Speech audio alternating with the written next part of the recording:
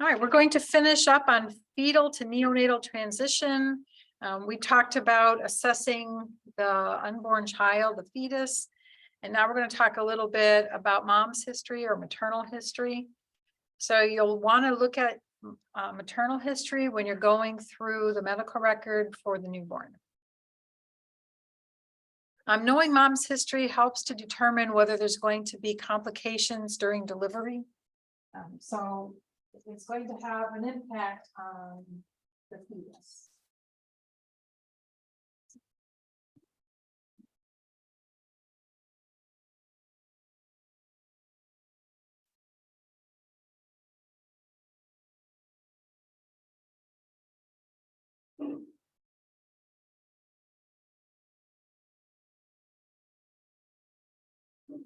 So what risk factors does mom have that can lead to high risk delivery and complications in the newborn?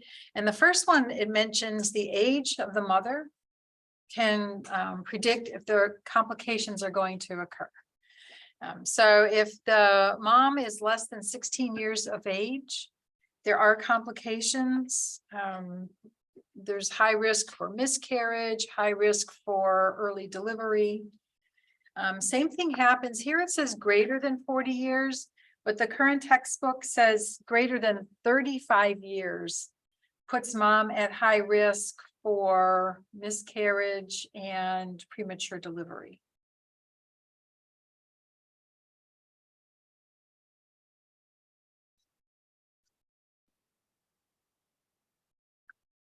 During pregnancy, hypertension can develop. And if it develops during pregnancy, it's called preeclampsia. So I remember the word preeclampsia, like I think of a clamp and tightening down. And that's what happens to mom's arterial blood vessels. They tighten and blood pressure goes up.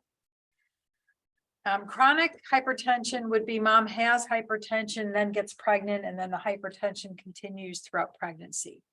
So that's the difference between chronic and preeclampsia. Preeclampsia, you write down hypertension during pregnancy. There's also protein that shows up in the urine, and mom has a lot of edema. So like the ankles swell up a lot, the fingers are swollen. So let me write that in the chat.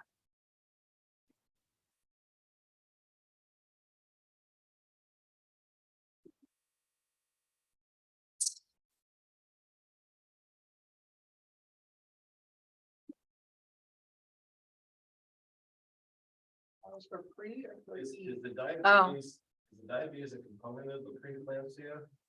No. It's an add-on.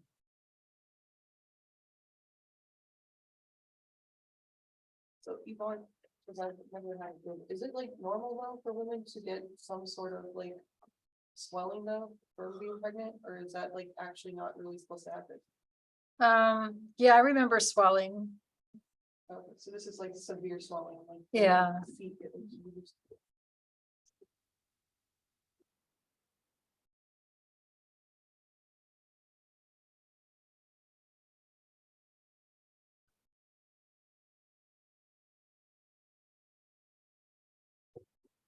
So preeclampsia is hypertension that develops during pregnancy.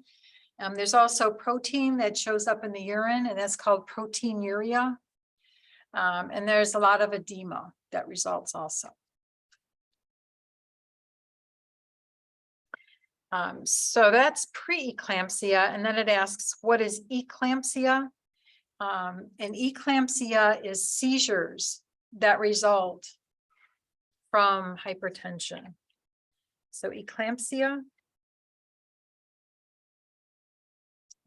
is the presence of seizures.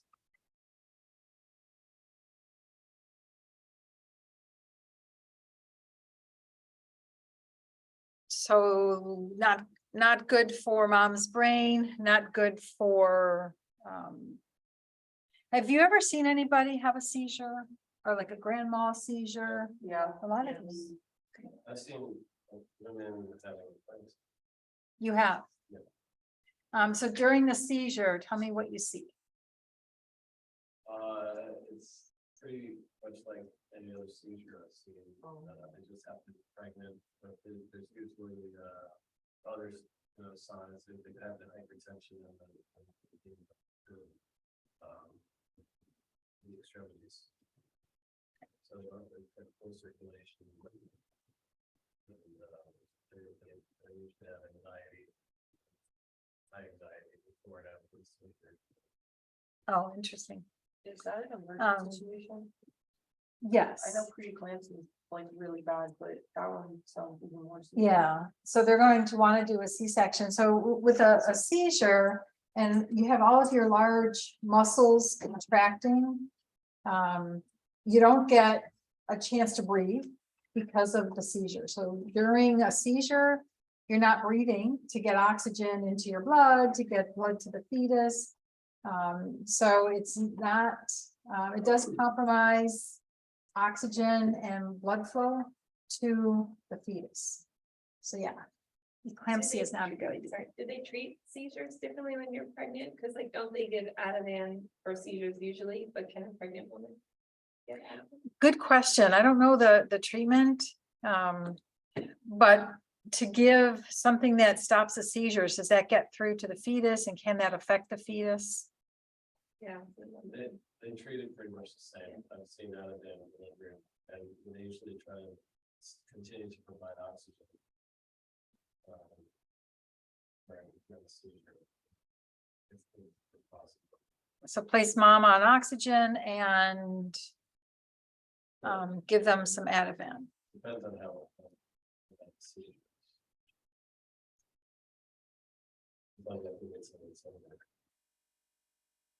Yeah, it's true. Like, can you start bagging a patient in a seizure? And the answer is no. There's no way you're going to get air in while they're seizing. So you don't even try. You got to wait for the seizure to finish. And usually they're so acidotic by the time the seizure finishes that they're breathing like crazy, trying to get rid of the buildup of CO2 and the acidosis that's occurring, the lactic acid. So they breathe a lot after the seizure.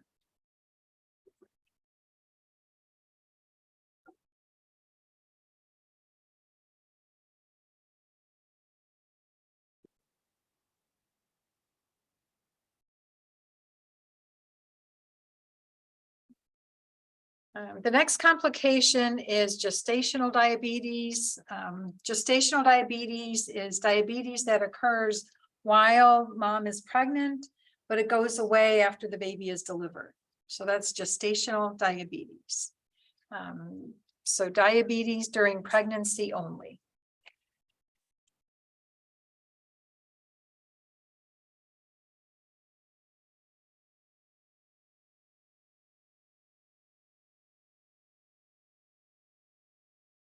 So why does this put the fetus at risk for premature delivery? So during pregnancy, if mom's blood sugar is high, that high blood sugar goes through the blood vessels, goes through fetal circulation and gets into the fetus. Well, when the fetus gets high blood sugar, it can easily absorb the sugar into the cells. So the fetus becomes very large for their gestational age, very large. They utilize the glucose very well.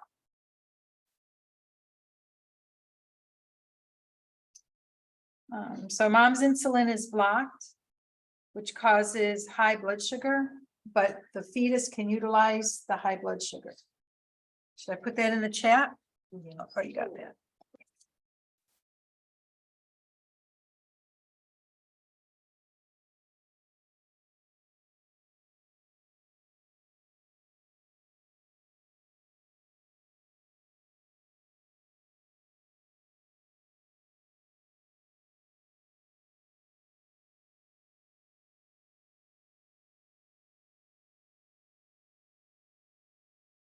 I was 9 pounds when I was born. Yeah, probably. Yeah, Baby. Yeah, 9 pounds is the big baby. Now, I was diabetic for both of my pregnancies. First time, doctor never even checked. And my son was born at 10.5 pounds. Yeah, I was C-section. yeah, and I ended up doing a C-section. He said, oh, the baby's too big to come through. We're gonna have to do a C-section. You're so tiny. Yeah, can you imagine? I think I gained 90 pounds during the pregnancy. 90? Yeah, What's like someone's average, I don't, probably don't know, but like, what's an average weight someone would gain from, I guess. it's supposed to be 25 pounds. Oh, I gained 50 pounds. You did? I can't And my picture that. weight was 6'12", Oh, really? but I look skinny from the back. You couldn't tell I was pregnant. It was just awesome. Oh, interesting. 50 pounds and you didn't look like you gained any. That's amazing. Put on 30 the first one. Right? Like 27 the second one. They just put pounds on.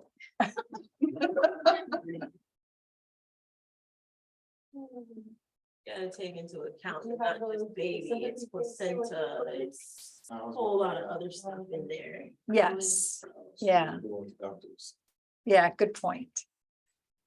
Yeah, the uterus is a lot larger, all the fluid around the baby, the placenta.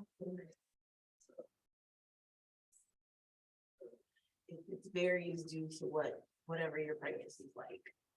No one has a set Amount of weight gain. I had a friend who had like all of that. She had like diabetes and the preeclampsia and everything. Oh, really?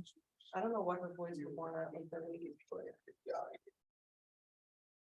Yeah, I had to, with my second baby, I had to inject insulin every day. She did too. Did she?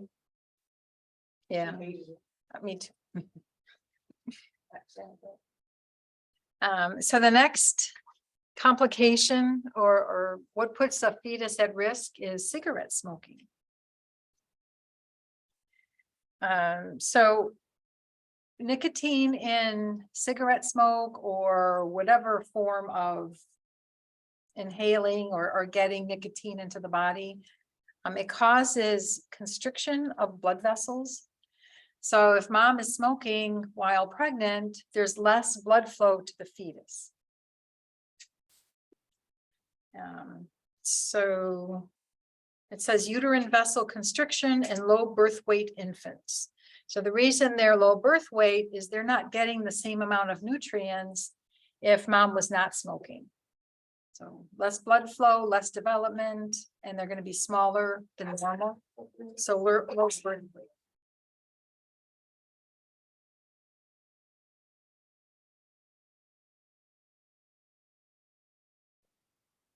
So I have fecal hypoxia and decreased nutrient delivery.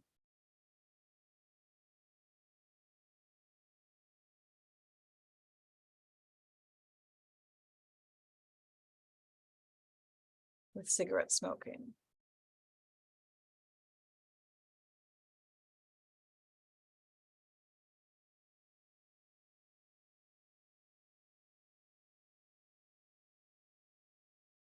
So cigarette smoking with the nicotine in it causes fecal hypoxia and decreased nutrient delivery.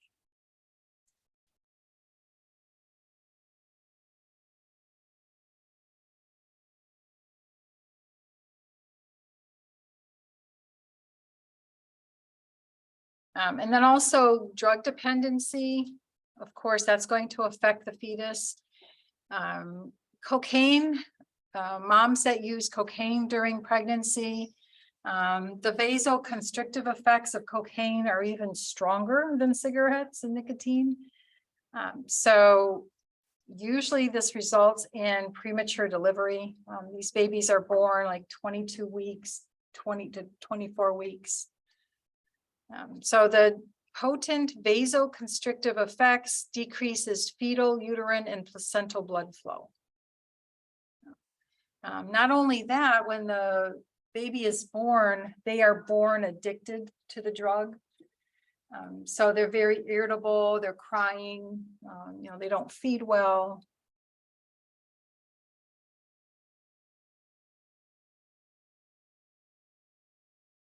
How long does it take for the addiction to wear off? I don't know. I don't remember what it was, but on my one peds rotation, they were, a baby had like fentanyl withdrawals. Wow. It was like a newborn, I forgot, it might have been for a reason. I don't remember. It was semester, Wow. but they were trying to get them off from like. Parents get in trouble for Yeah, they can't send that baby home with an addicted mom. that. Yeah, I know, but like, CPS keep. oh, keep the baby yeah. until they Oh, get home. really? Yeah, they don't send them home. Dude, that really messes kids up though. My mom had a friend whose grandson was with addiction, and he like, to this day is messed up, so. Oh, no kidding. Neurologically? Yeah. Physically or? But like, no, not physically, neurologically, so. Wow. So the developing brain exposed to the effects of the drug Yeah. compromise He had a lot normal. of mental problems. So, Wow. Cause even now it like affects your, like, brain, depending on, I guess, how much you do it, but like, before your brain is even developed, I'm sure it really. Yeah, yeah, that's sad.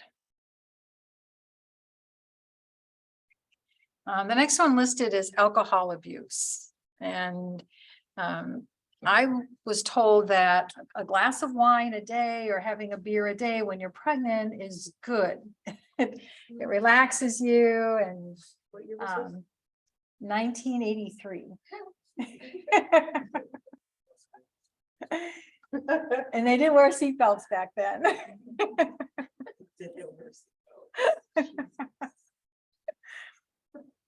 So, and now we find out that even one glass of wine a day affects fetal development, and it can lead to fetal alcohol syndrome. So what is this syndrome?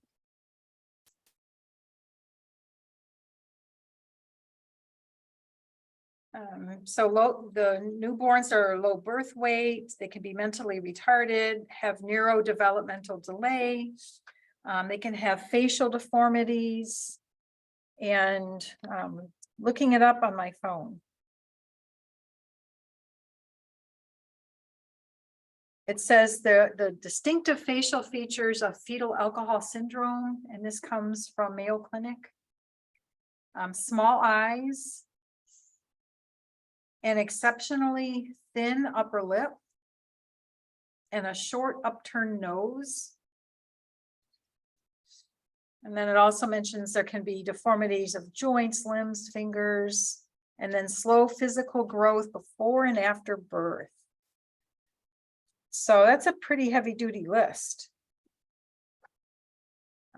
What do we want to put in our notes for fetal alcohol syndrome? Leads to physical and mental deformities. Is that good enough for us to know?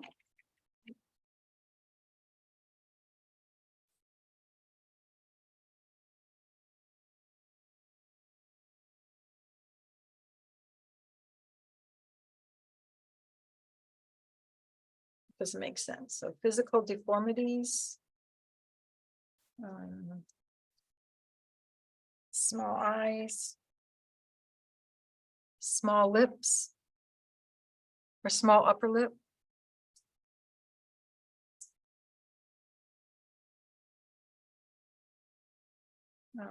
And neurodevelopmental delay.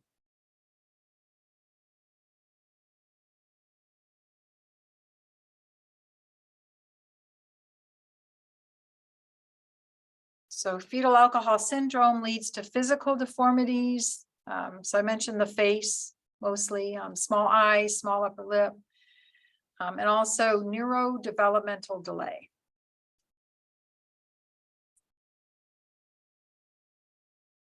So why is it that some moms can drink and then they can have a normal child upon delivery? I don't know why this happens to some newborns and not others, born to moms with alcoholism.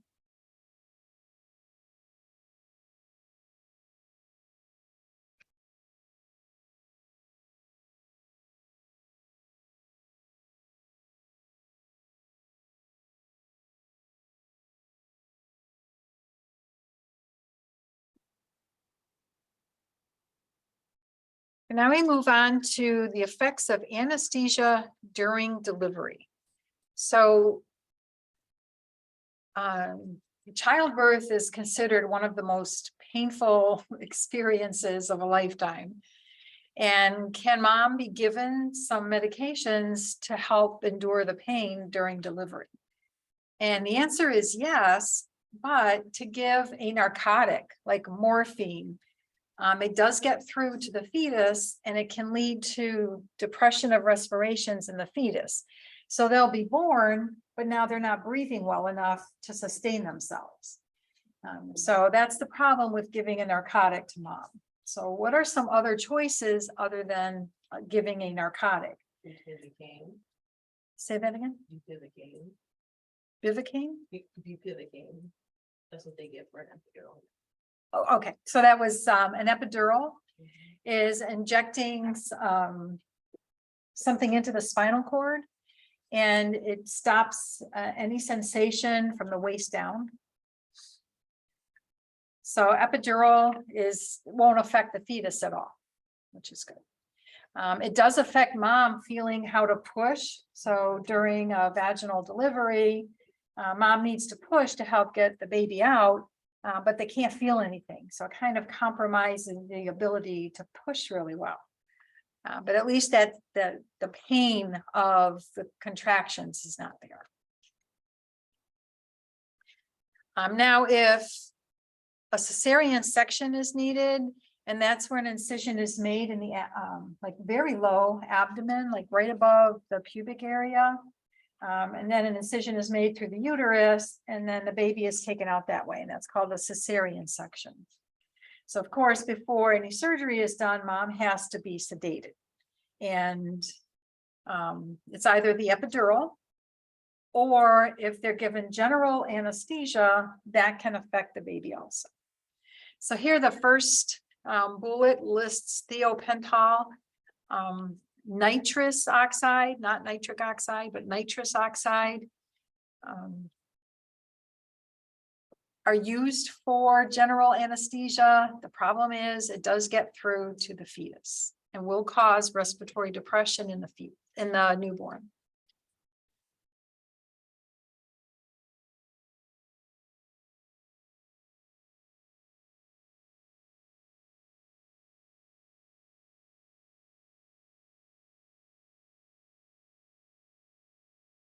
Okay, so let me write down my notes that I have on that.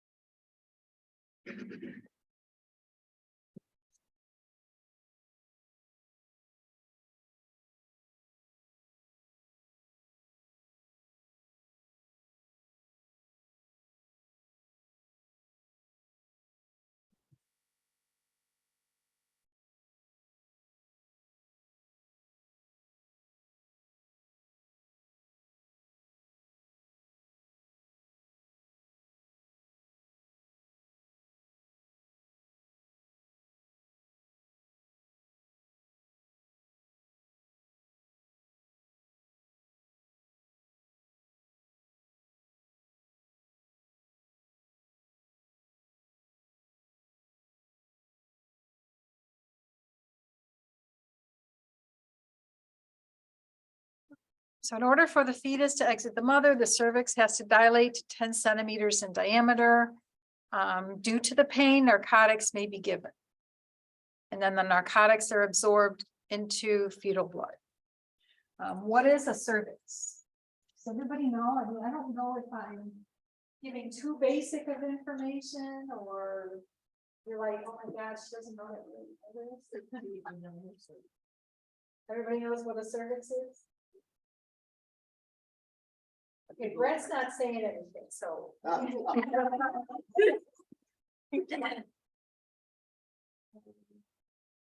Draw a big balloon. And the baby's in there.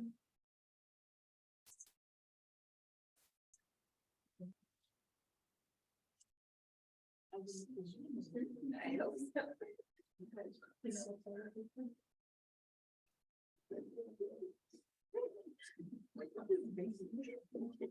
All right, so the fetus is in the uterus, get your umbilical cord coming to the placenta.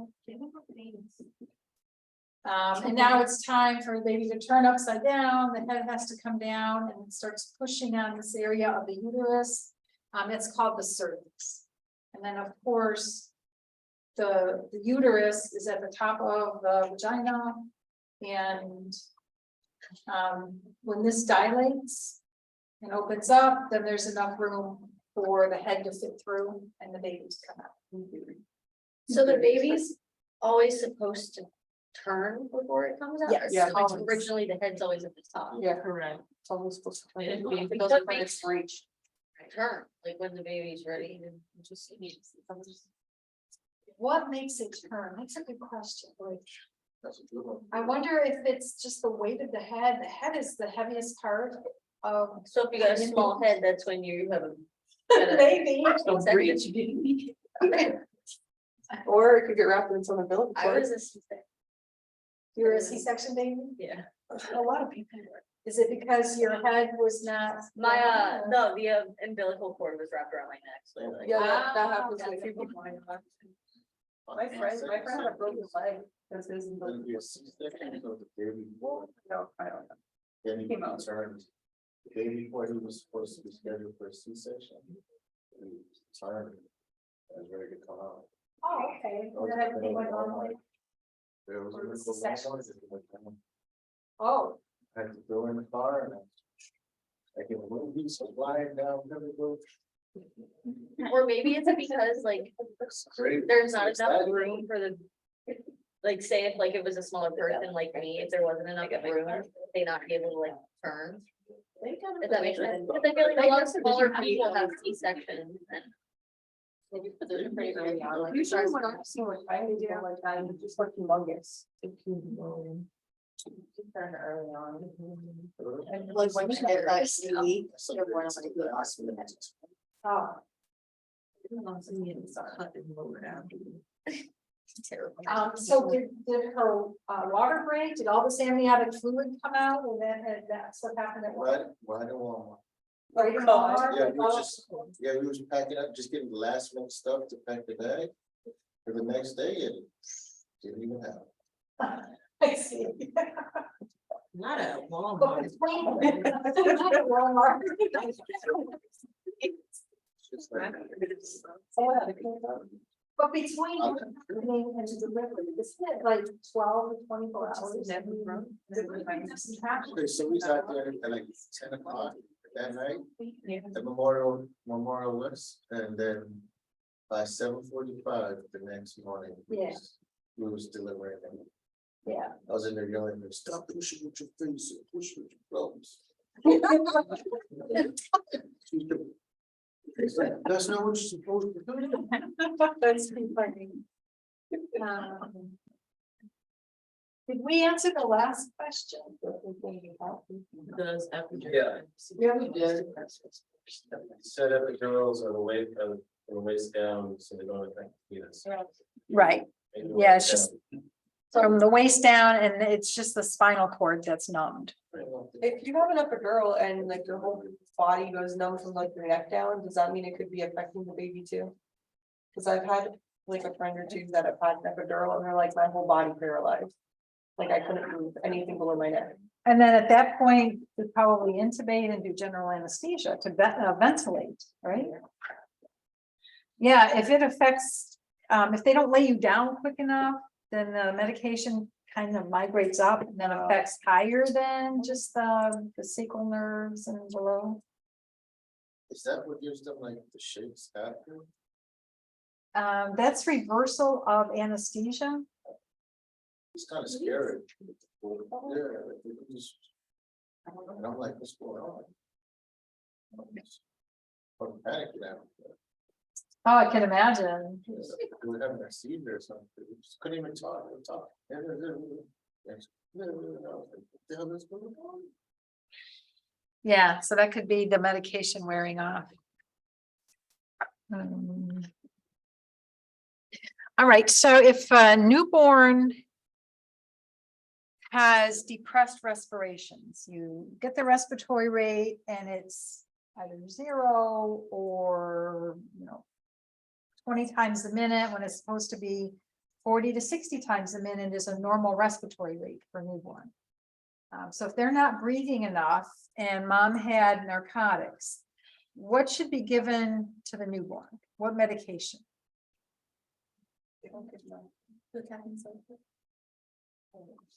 Caffeine? Not yet. They don't give. Tiffany said it too quietly, I guess. See, I'm scared, 'cause I don't think it's right. She should. That's right. What was it? Naloxone. Yes, What is it? our pharmacist comes through. What's that? Narcan, Oh, it's dark. Okay, so I said. Narcan. I questioned whether or not you could give a video. Oh, I see. Yes. That would reduce, no, that's not the word either. Reverse. Reverse. The narcotic effects and the respiratory depression. And then mom's going to jail. No, not from getting anesthesia during delivery. Oh, okay, never mind. I thought it was the drug. No, we're delivering the baby right here. Wrong slide. So did you write that in your notes? Okay, I don't need to put that in the chat. Okay. The next question, what medication is given to speed up labor? So first, talking about labor and as labor progresses, again, it's uterine contractions and the cervix dilating. But what if it's happening too slow? Can something be done to speed up the process? Oxytocin. Very good.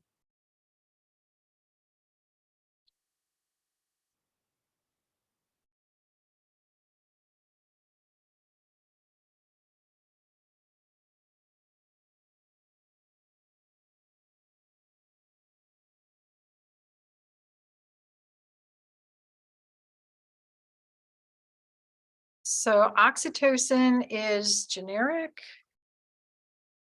And Pitocin is the brand name. How do they know it's too long for labor? Oh,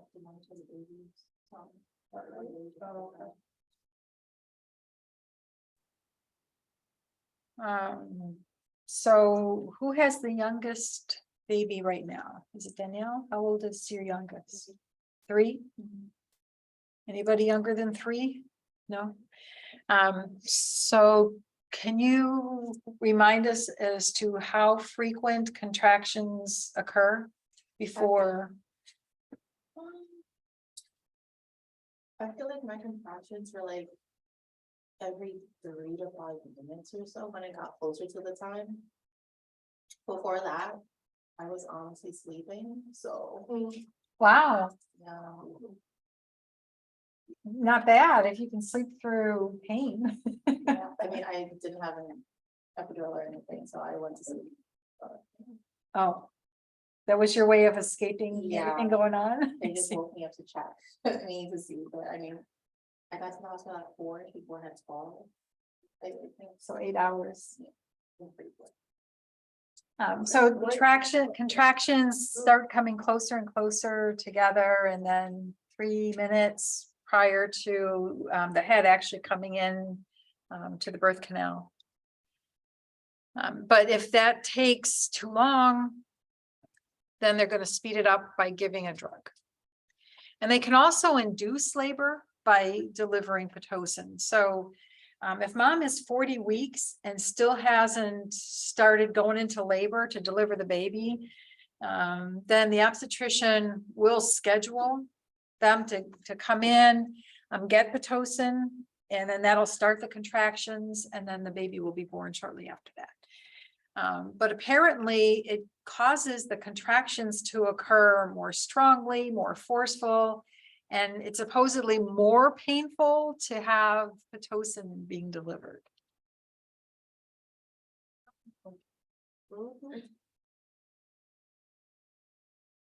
You get in that situation, you hope everything just goes smooth, but that's not the case with most mothers.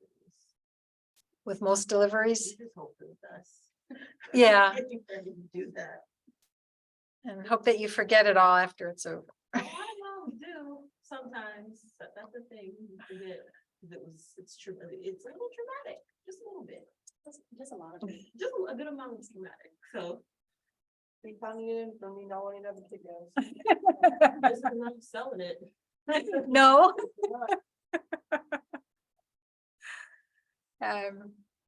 So if mom starts going into labor and it's not near 40 weeks, or what did we say, more than 37 weeks, then maybe a medication can be given to stop the labor from occurring, allow the fetus to stay in utero for a little bit longer, develop a little bit more. So how can that be done? Well, anyway, there's a definition. Tocolysis refers to suppression of labor. So tocolysis means suppress labor.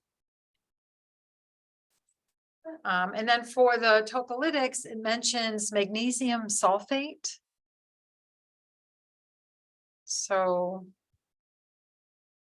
just having the lack of enough magnesium in the body that can lead to premature labor. And then the second one listed is a beta-2 agonist. So do you know the connection between giving a bronchodilator either orally or intravenously? Why would you want to give mom a bronchodilator? Do you think it's to relax the airways? Or relax the smooth muscle around the airways? No, actually, go ahead, Tijin. Like D2 receptors are like everywhere in the smooth muscle. The targets all the smooth muscle. Excellent, yes. So there are beta-2 receptors on the smooth muscle around the uterus. And by giving a beta-2 agonist, now that's going to relax the muscle around the uterus.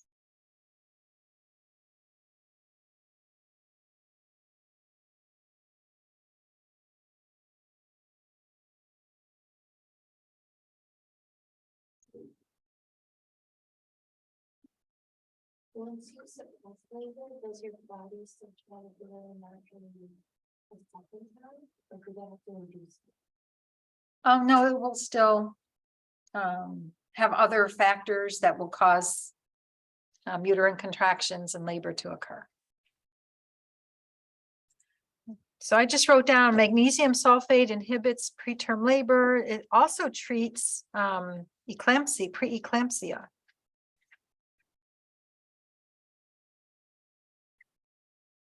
So I'll write that down.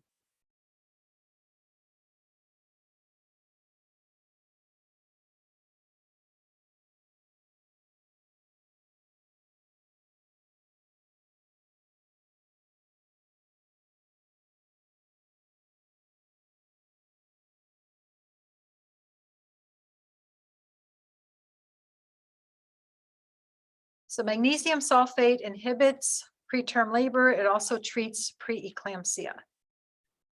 So it's amazing. I'm learning a lot about magnesium and how it treats. We talked about magnesium treating a type of VTAC that occurs. Torsade de point. Yeah. We're hearing about magnesium if there's premature labor. We hear about magnesium for asthmatics. So a lot of disease is because we don't have proper nutrients in our body. And I'm just amazed that the word magnesium comes up often. Helps you sleep too. Yes. And if you get calf cramps while you're sleeping, it's probably because you're low in magnesium or other minerals. So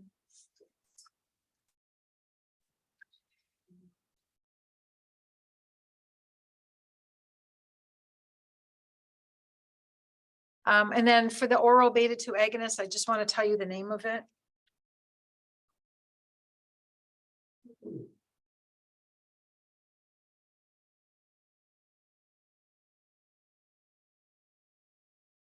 It's terbutaline. So I guess giving albuterol IV or oral, it I guess the body inactivates it before it gets absorbed into the bloodstream. But terbutaline is usually the beta-2 agonist that's given either IV or orally.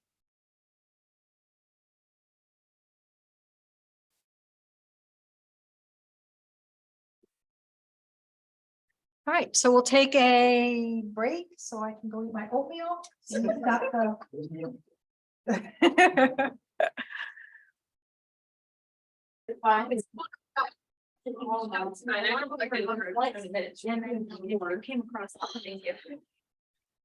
Is everybody okay with watching a live vaginal delivery?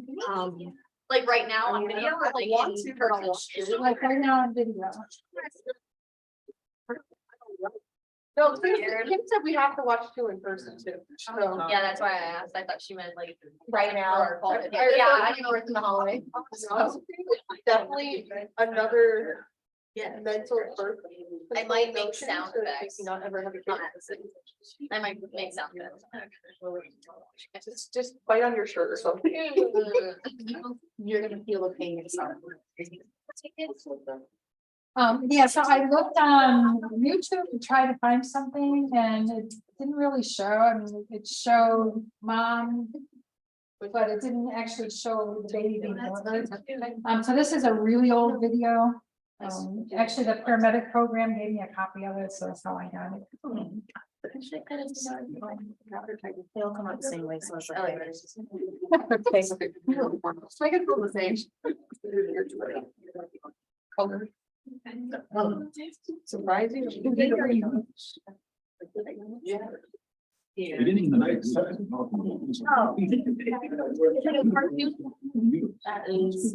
a cartoon bird. Color. Yeah, it starts off with the anatomy and physiology. For 9 months, the fetus receives nutrients through a special organ called the placenta. It's attached to the wall of the uterus. Because the placenta is needed only during pregnancy, it is expelled after the baby is delivered. The fetus is joined to the placenta by the umbilical cord, the unborn baby's lifeline. It's usually about 20 inches long and 1 inch in diameter. It resembles a sturdy plastic rope. Inside the umbilical cord are 3 blood vessels that carry food and waste products to and from the fetus. Like the placenta to which it is attached, the umbilical cord is completely expelled during the birth process. Why is their stomach so lumpy? While developing in the uterus, the fetus is completely enclosed in a thin membrane called the amniotic sac. This sac is also attached to the placenta. It is sometimes called the bag of water since it contains between 1 pint and 1 quart of liquid. The fluid insulates and protects the baby during pregnancy. During labor, the sac breaks and fluid gushes from the birth canal. Labor is the term used to describe the process of childbirth. When the mother-to-be is in labor, muscles of the uterus contract at ever-shortening intervals.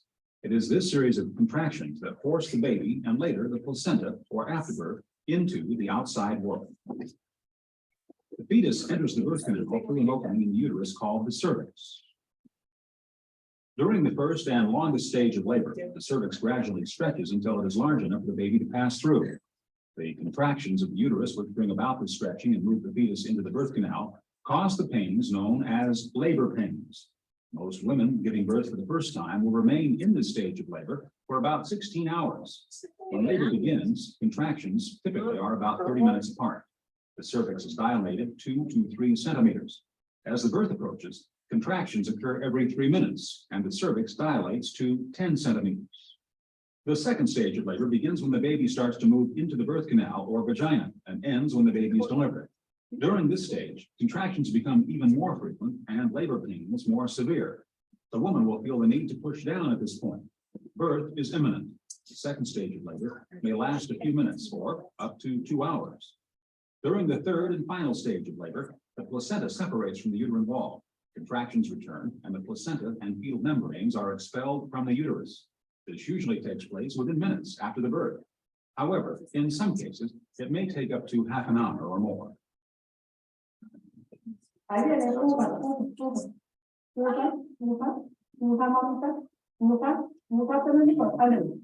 right, so there's a wire It's a fetal heart rate monitor that connects to the scalp. So we talked about having belts around mom, so that's one way of monitoring heart rate.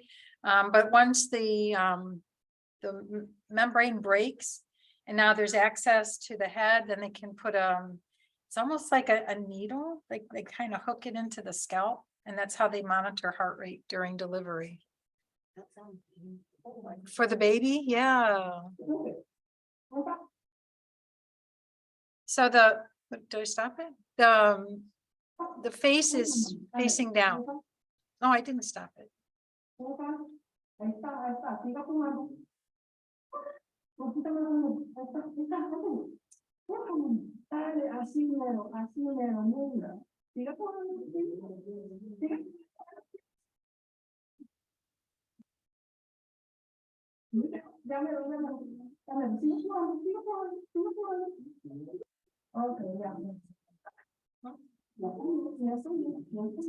So at this point, blood flow is still supplying the oxygen.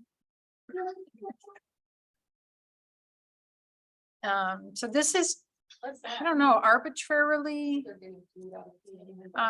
So the thought was, and probably still is, to suction the airway before the first breath. The first breath is a really strong inspiration, and it can suck secretions into the airway. So the thought is, before baby takes their first breath, suction the nose, suction the mouth. So that's what they're doing. They're using a bulb syringe. Like you squeeze it and then you put it in the place you want to suction the secretions and you let go. And when it reinflates, it kind of just creates a suction and suctions it. So it's called a bulb syringe. Is that what respiratory does, or is it just a regular nurse does that? I think that's the doctor. Think that's the delivery nurse. They're always respiratory therapists in the room. Or Just high risk. Like they'll get you in to see a normal vaginal delivery just to see what the role is of the airway and how the breathing starts.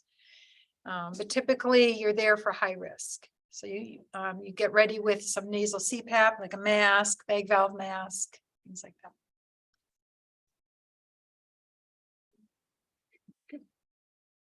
Oh, and then I didn't finish my thought. So suctioning is not recommended.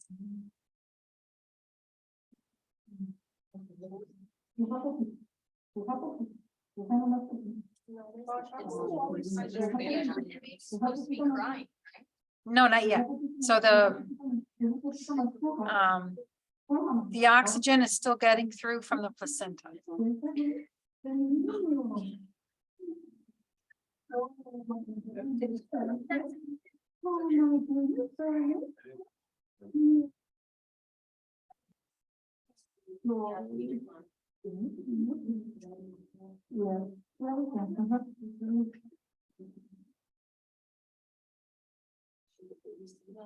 All right, so now no more oxygen from mom, and it stimulates them to take a deep breath.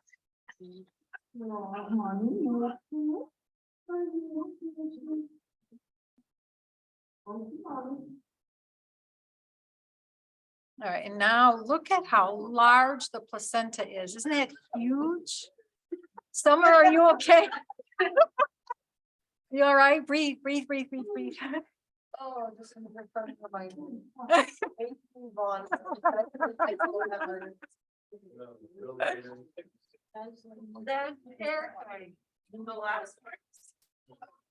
What, the placenta coming out?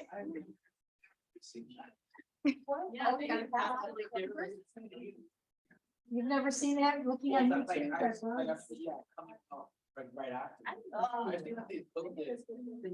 The twisting, you just. Yeah. They do the same as because I don't think dead cells. They say.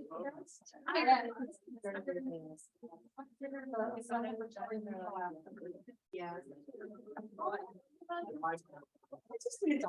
I'm really sure about really sure. I'm totally okay with it. Just like I come to her. Yeah. Oh. Everything that comes out. I mean, that's how they check how wide the surface is. Yes, too. They tell me.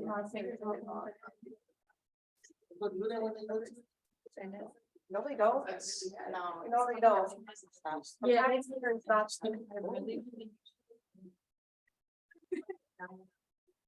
Unless they're the one that's just there wide open and get it done, you can't follow it.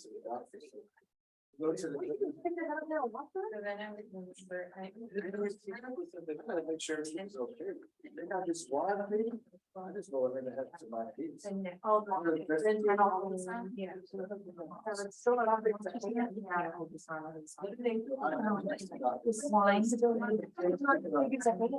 even tasted the diabetic and aspirin.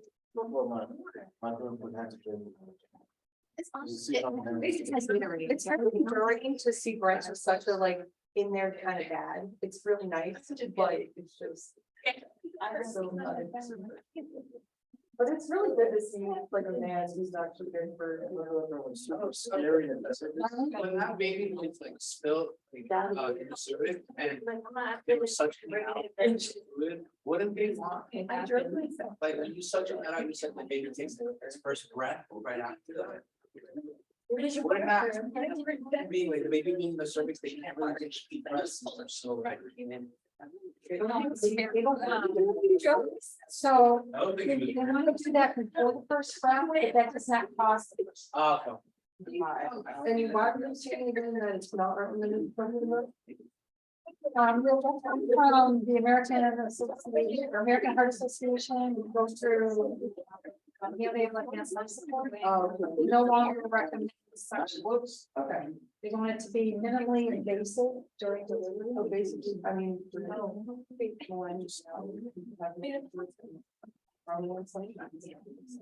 Yeah. Yeah.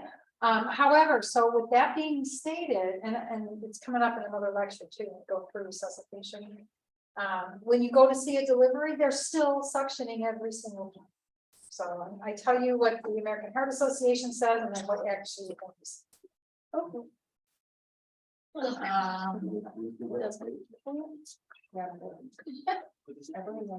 When they pull the placenta out like that, does that hurt too? It's second birth. Yeah, I wonder. I That's mean, what I it's heard. detaching from the uterus, so I don't think there's any nerve endings in there, or so it's probably the same. No, that can't hurt too much. It feels more. right.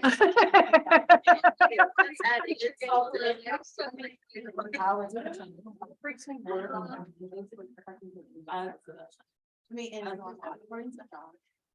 everyone had their mom. My mom was like, she had C-section. It's either that or you get cut open. I know. Yeah. There's no good. Is it true that the doctor has to turn the baby upside down and slap him for him to take the first breath by crying? Wait, what? No. So that's why, like. Ah. Oh. Oh, I see. And then it used to be done in the United States also, where, yeah, they'd hold the baby upside down and smack their butt to get them to start crying. Well, I heard a crying is good baby.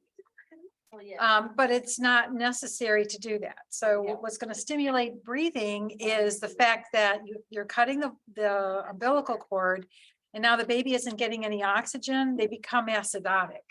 So they're forced to open. And yeah, they start to breathe because they're acidotic, and then the feedback to the medulla oblongata is take a deep breath right now. Snap that cord. Yeah, Okay, that makes sense. yeah, So he's crying because he's irritated. Because they took off his oxygen. yeah. They took off his oxygen. Okay. Oh, that's kind of weird. So like, okay. Nowadays, there's some crazy ass people out there, and I've seen like on a TikTok, this woman like left her umbilical cord attached to her kid. What? How would that work? What? It falls off within 3 days. But I guess. So. usually it's just 2 inches. Okay, so maybe she just let it stay like that long bit. Oh my gosh. I'm not gonna be able to eat lunch today. It'd be fine. The baby is What else does it show? Oh, Rarely does a newborn require resuscitation more than airway and warmth. there's a little bit of info on here and then I'll stop it. Will arise where you'll have to help the So child this is the breathe back of a from- paramedic truck and they're talking about medics that go to the house because the baby's The being first born. thing that you need to do What do you with do? newborns is keep them warm. And this can be done as they're delivered, you're catch them in a blanket. One, that helps you keep from dropping them because they're very slippery. Two, you can immediately start to dry them off, which helps keep them warm. And of course, you have your gloves on because you're delivering them. You're going to leave your gloves on throughout the resuscitation because remember the child is covered with blood and amniotic fluid. So you get them dry, you wrap them in a blanket. You also want to put a cap over their head because you lose a lot of your body heat through your head. And this is even more true in infants who have a large head relative to the rest of their body. So we've got them warmed up. The next thing to do in a child who didn't require resuscitation of any great kind would be to put them on the mom's abdomen so that you have skin to skin contact, and that will help keep them warm immensely. If you can't do that because you need to work on them or the mom is too sick, you can wrap them in a silver swaddler or a piece of aluminum foil over the blanket, and that will help keep the heat reflected into their body. As the head delivers, you're going to immediately start to work on the airway. And that's initially done with a bulb syringe. Okay, I think everything else we go through during our next lecture. So I'll stop it there. Where do you get these videos that are half in Spanish? From the medics gave me this, the paramedic department. Half the videos you showed us were in Spanish. Oh, really? Yeah, I remember the videos on this. That one I found in YouTube. Where it's they're doing a video laryngoscopy and you can see the vocal cords. Yeah. Yeah, and I didn't know what was going on, so I'm asking you guys to help me interpret. Another way of looking at maternal assessment is to look at a history of the mother's pregnancies. And the letter G stands for gravida. It's spelled Gravida.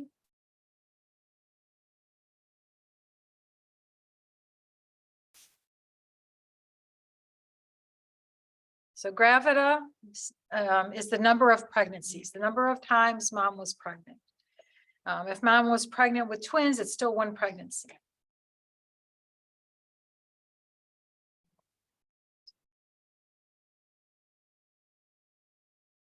And the next letter P stands for para, and that's the number of births. So you would think the number of pregnancies and the number of births are going to be the same. Because why? Miscarriages. Yeah. Well, I guess the birthdays would count, Maybe but- abortions. So they all count, and so that's why there's 4 letters here, FPAL. But another reason why gravida would be higher than para is mom is pregnant and hasn't delivered the baby yet. So gravida 1, para 0, what does that tell you? the first pregnancy. That's one pregnancy and it failed. I know, she's still pregnant. She's pregnant. Yeah, so if the pregnancy failed, was it considered a miscarriage or abortion? That still gets counted. What about if she's not, what if it's multiple pregnancies, twins, It counts as 1. just one? So that would be gravida 1, para 2.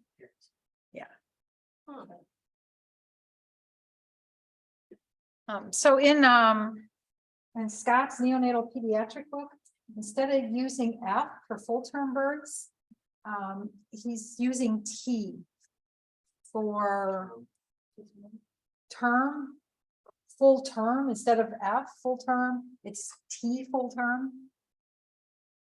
So F.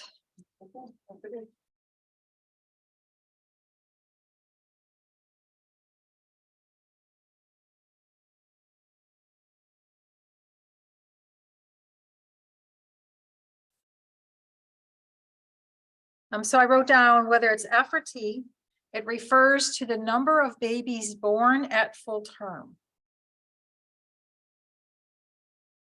The next letter P is for babies that were born, but they were born prematurely.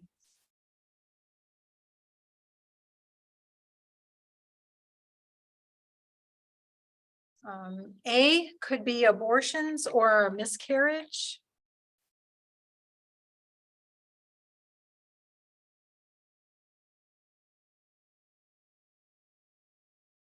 So those are the three types. So either they're born full term, they're born premature, or it was an abortion or miscarriage. The last one is how many are living after being born. So this doesn't mean they got into a car accident when they were 16, but it just means they were born alive, I guess.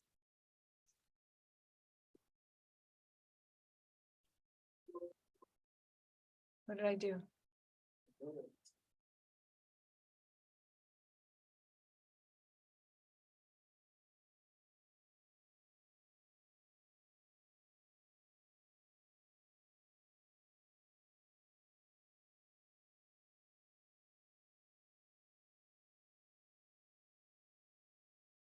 So number of births that are living. Sometimes when you're looking in the medical record, you'll just see one number instead of it being broken down. And if it's that, then it's just the number of total births and they don't break it down. Like I gave you the example of gravida 1, para 0. So nothing's broken down, it's just 0 births. All right, so let me give you some examples.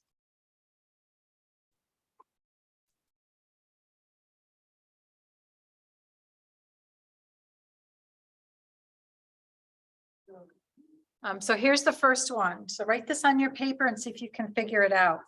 G5, P, and then the 4 numbers are 4014.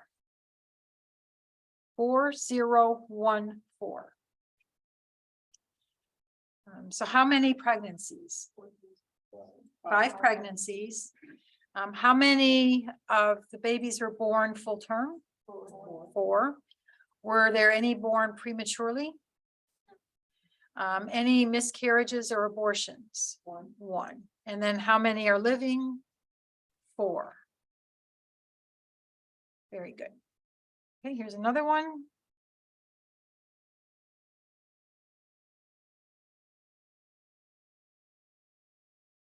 This one is G3P2002. So G3P2002.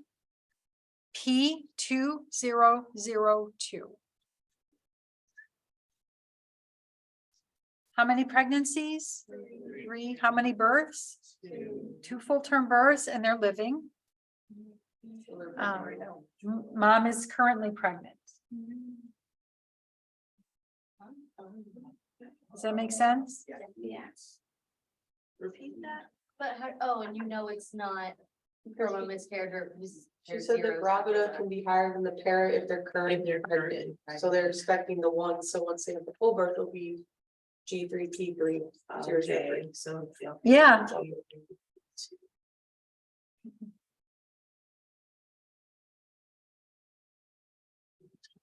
Where would you see something like, where would you see this little number of things at? In the history and physical, Okay. they'll do maternal history, they'll do fetal assessment, so it'll be part of maternal. Okay, I was wondering, because I feel like this is something we're gonna have to put on the clinical note. Yes. Yeah, you have to put it on every report that you do. But the last 3 numbers, so she's had 2 miscarriages. No. No. Miscarriage would be A, so it's Would be A. 2002 is FPAL. So it's Right. F is 2, P 0, A is 0, L is 2. 2 living. Oh, okay. So let's go through it again. So the para, the first number is 2. So that tells us that there's 2 full-term babies that were delivered. The next one is 0. So there were no premature births. The next 0, there was no abortions or miscarriages. And the last 2 means that there's 2 children that are living after birth. Okay. Go ahead, Gretchen. So I think it was confusing. Are we skipping the F or is the F and P is the same thing? So FPAL, and there's 4 numbers.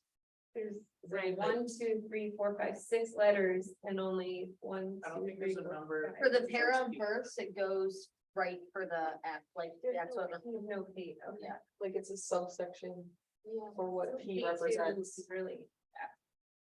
Yeah. All numbers Oh. make up P. Okay. It's the number of births. Okay. There's just like a section. Like the P. Yeah. Got it. Those one sections.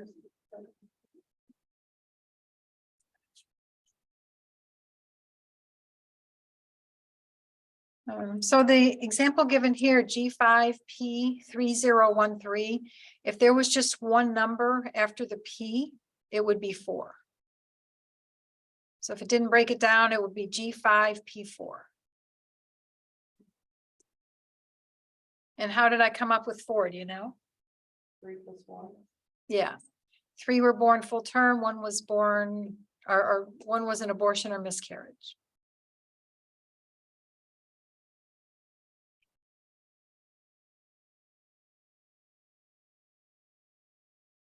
Does that make more sense now? Yeah. You're welcome. Thanks for asking.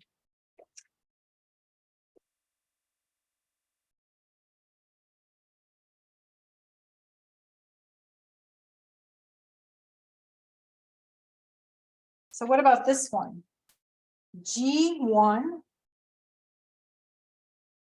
T8008. See how that fucking- Oh, yeah, whatever. This is the octagon. Yeah, right? This is Octomom.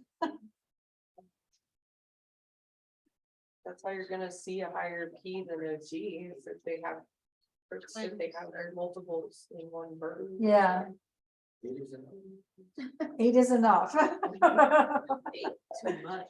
But Octomom Octomom didn't- She had a pair of twins too. That Didn't was she get four. pregnant again after the fact? No, she had twins before she had the 8. She has 2 Oh. older daughters that are twins. No, they Yeah, had, that's a they lot of had in babies. vitro, and that increases your chance of multiples. Like, I think all the kids home from the hospital. How do you have 8? Like, how Yeah, how do you all get 8 people car home? seats in a car? you don't, if you have more than one. Yeah, that's gotta be crazy. 1 is crazy. How can you take care of 8 babies? You can't. You just suffer. I mean, she is kind of cuckoo. You can like see her. Yeah. She's a little popper rocker in my opinion. You think so from having to take care of so many babies or off the rocker, but I think she's because? a pretty Maybe white prior to lady. that. All right, now we're going to go through fetal circulation. So let me pull up the next PowerPoint.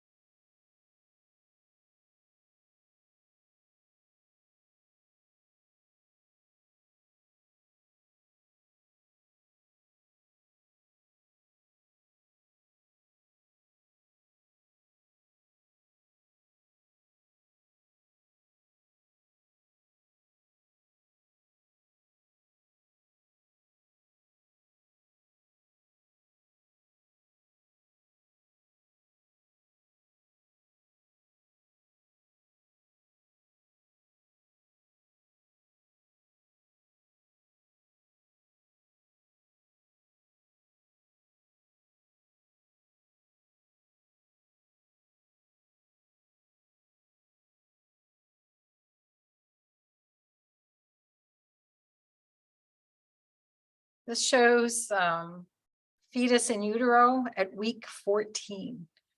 What stage of lung development is that considered? Is it the embryo stage, the pseudoglandular stage? Very good. Very good.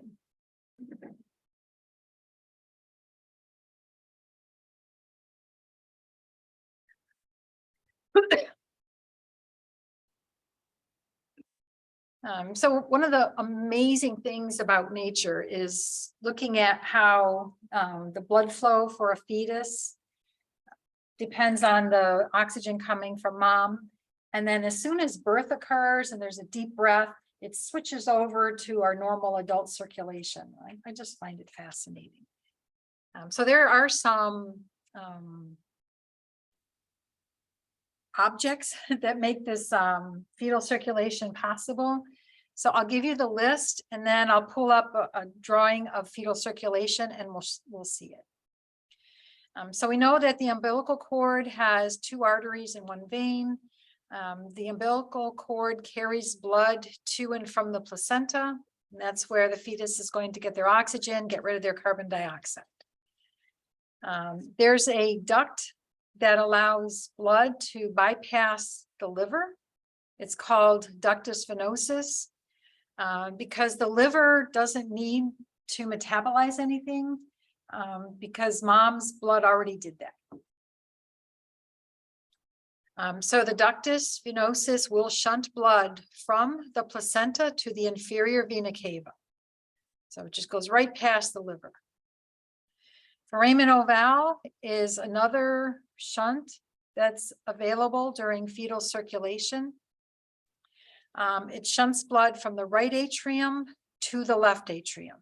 So ovale, do you know what ovale means? It means hole. There's a hole between the right atrium and the left atrium. And it's actually got a flap to it. So the flap stays open so that blood can flow from the right atrium.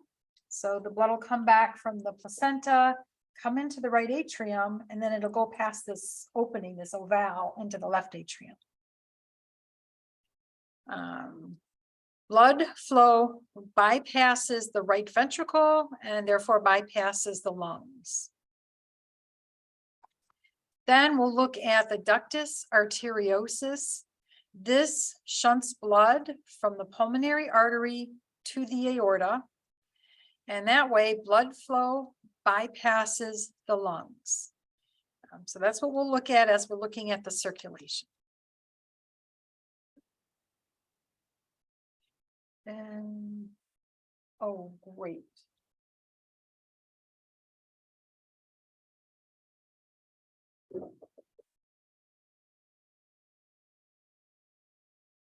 How do I get that to come down? I guess like this, but now it's not big enough.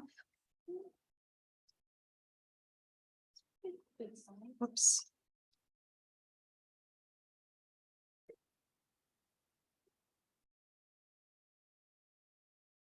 Going.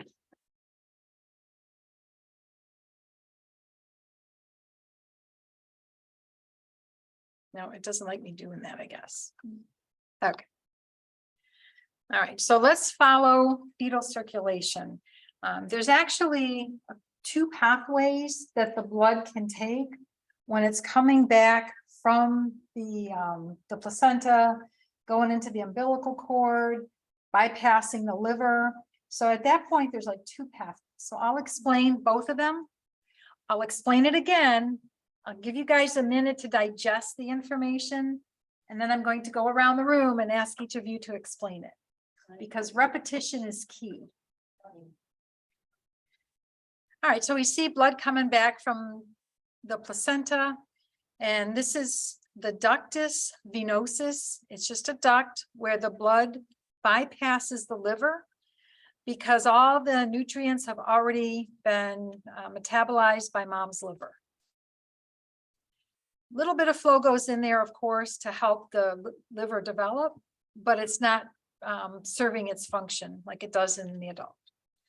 So here's the inferior vena cava bringing blood to the heart into the right atrium. Once the blood is in the right atrium, it's combining, this is the oxygenated blood that came from the placenta. It combines with blood returning from the head. So that's going to dilute the amount of oxygen a little bit, but again, this is all normal physiology. All right, so the blood is in the right atrium. Where does it go next? Right, it can go right across the foramen ovale into the left atrium. It says 55% of it does come down into the right ventricle. And when the heart contracts, it pushes the blood out of the right ventricle and pushes it into the pulmonary artery. Back up through the right atrium.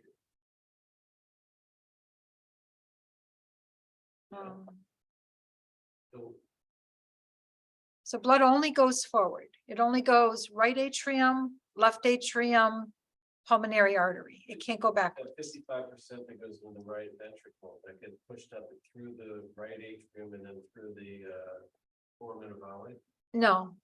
So that little arrow that you're seeing, it's pointing to a hole. And that hole is the entrance of the pulmonary artery. You're seeing this like upside down arrow, and it looks Right. like it's pointing back up into the right atrium. Oh, okay. Here, yeah, Yeah, it's not. It's pointing to the hole for the pulmonary artery. So the heart just pumps the pump, it doesn't have its real purpose yet. Pumping is a good thing, so it still circulates the blood.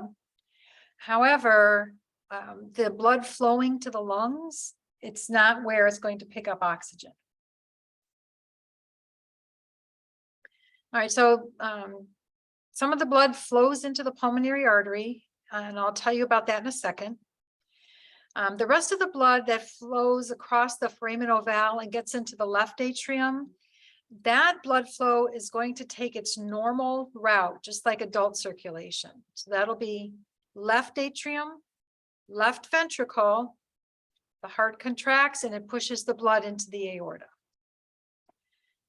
So left side of the heart, everything is flowing like it does in normal adult circulation.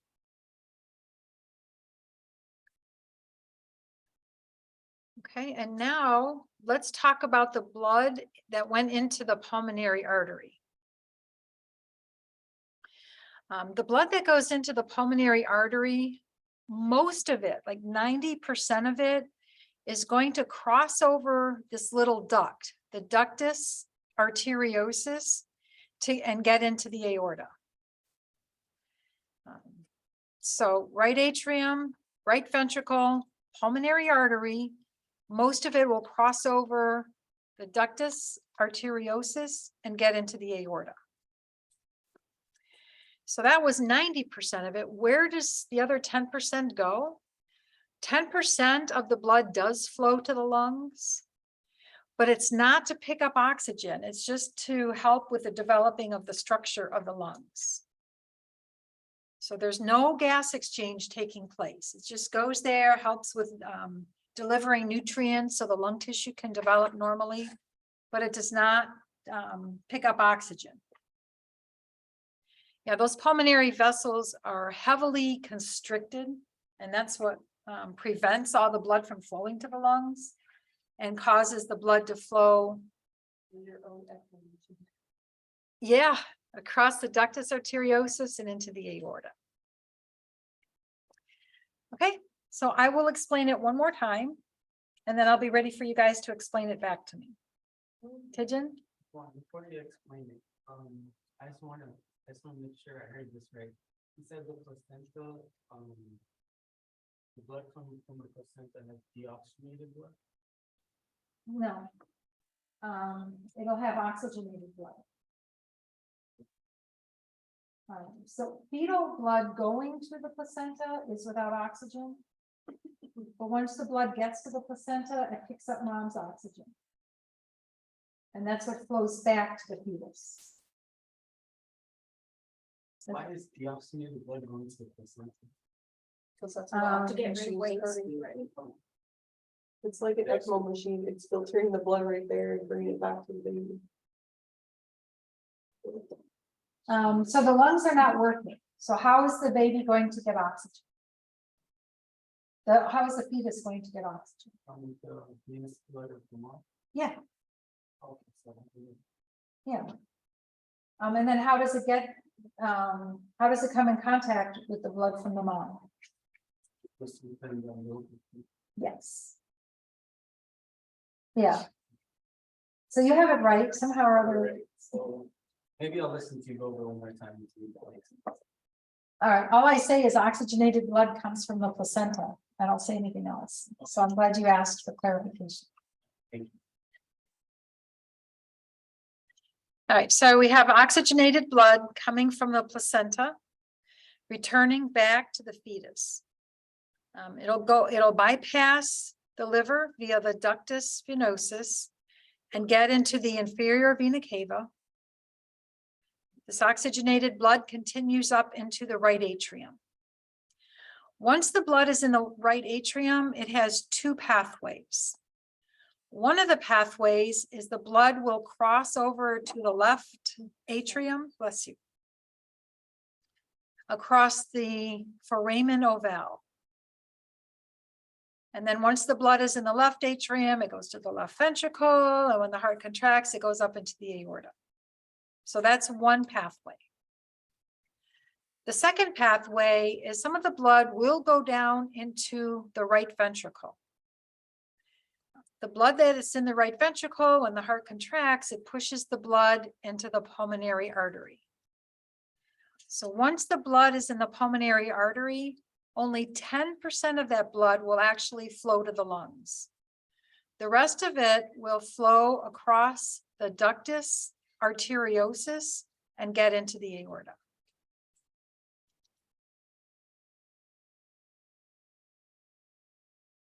Okay, you guys ready?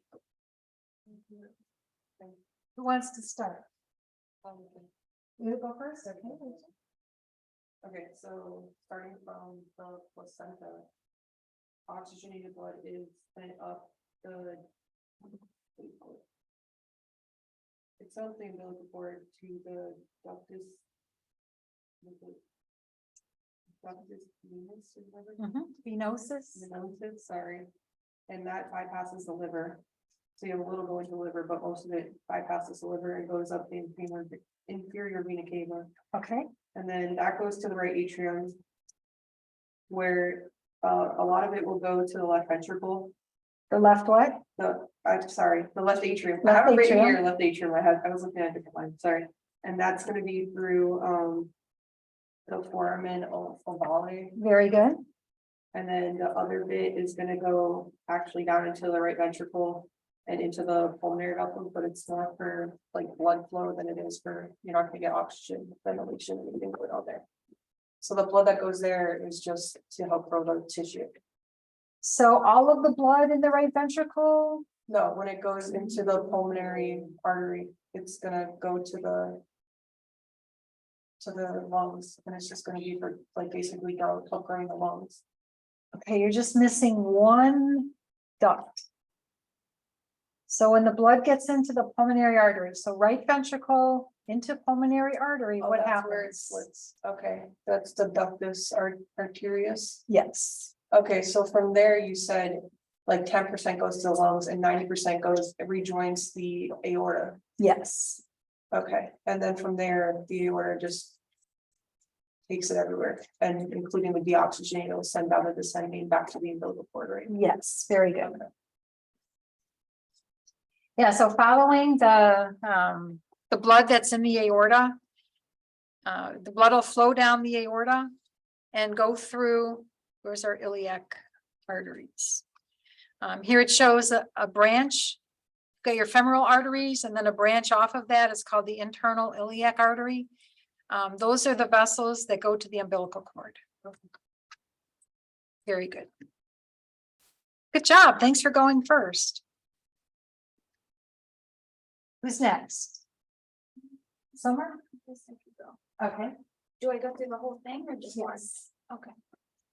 Oxygenated blood is carried from the placenta to the umbilical cord through the ductus venosa to the inferior vena cava, the right atrium, then the left atrium, past the foramen ovale, then to the left atrium and the left ventricle, and eventually the aorta. However, at the point where it enters the left atrium, 55% enters the right ventricle, the pulmonary artery, and 90% of that flow goes to the ductus arteriosus to the aorta. The other 10% flows to the lungs and doesn't exchange, doesn't participate in gas exchange. And basically just serves as like a nutrient delivery. Perfect. Good job. All right. Who's next? Gretchen?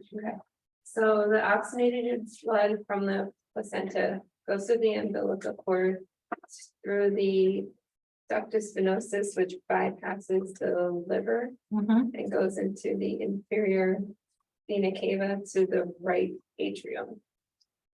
Right, and then through the foramen oval, am I saying that right? Then it goes to the left atrium to the pulmonary artery. Left atrium, then it just becomes normal circulation. So left atrium to where? Left atrium. Well, part of it goes to the right ventricle. No. I thought the left atrium was the pulmonary artery. No. So blood in the left atrium is here. The only place it can go is down into the left ventricle. It can't go anywhere else. So the left atrium to the left ventricle. And then left ventricle, the only place blood can go is into the aorta. Yeah, that's just like adult circulation when you're over here on the left side of the heart. That's no different than the adult. And that's through the ductus arteriosus, No, so just regular. yeah, the left side of the heart pushes blood into the aorta. At this development stage, are the valves developed? Yes. So it has an aortic valve that regulates, you know, the blood flow to Mhm. the aortic arch. Yes. Yes, very good. Okay, Gretchen, so far you told us about blood coming from the inferior vena cava into the right atrium, crosses through this hole and gets over to the left atrium. Yeah. Okay, so now that we're in the left atrium, what happens? The left atrium, it goes to the pulmonary artery, No, the left atrium, to the left ventricle, yes, just like normal adult flow. yes. Okay. Okay, now tell us what happens to blood that comes into the right ventricle. So start with the right atrium again. So the right atrium goes through the foramen oval.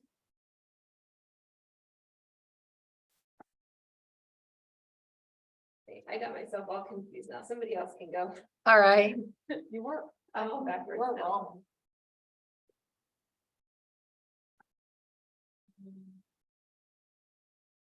Mary, you're next. Oxygenated blood. It goes to the ductus venosus, bypasses the liver. Goes to the inferior vena cava to the right atrium. Through the foramen oval and into the left atrium.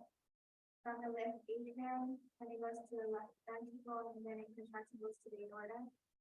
And from the right atrium, some goes to the right ventricle, then it goes to the pulmonary artery.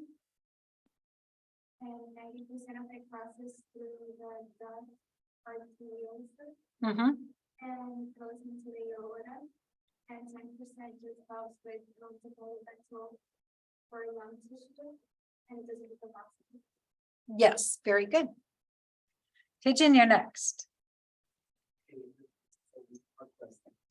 So why is there oxygenated blood coming back from the umbilical cord? like from the fetus, why is there oxygenated blood coming?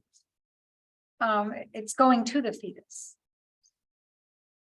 Is that what you're asking me? Why is there oxygenated blood going to the fetus? No, why is it coming back from the fetus? Coming from the placenta, why is it oxygenated? That's the only place that oxygen gets picked up by fetal circulation. So think of the placenta as a type of lung. Does that help? Blood goes to the lung, it picks up the oxygen, and then it goes back.